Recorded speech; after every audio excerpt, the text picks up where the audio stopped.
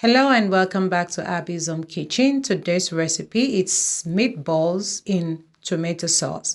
So I'll be using some minced meat, egg, salt, some cumin powder, some thyme leaves, seasoning, some breadcrumbs, jalapenos, parsley, and I'll just be combining this all together. And once it is combined, I'm just going to roll them into sizable balls. Once I roll them into sizable balls, I'm going to set them in my air fryer. I did this for about 15 minutes, and but technically, what you just want to do is, once it turns brown and you see that it's cooked, you can check. Then you're good to go.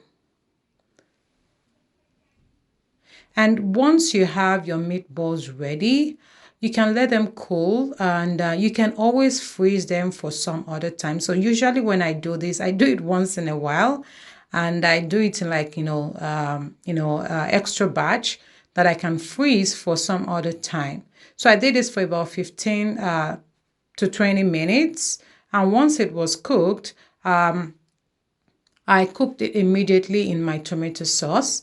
And for my tomato sauce, I only had some tomato puree. And so here I'm starting with some cooking oil. Let that, fry a bit. Then you add your tomato puree. I added some Scotch bonnet and jalapenos just for, that spicy taste.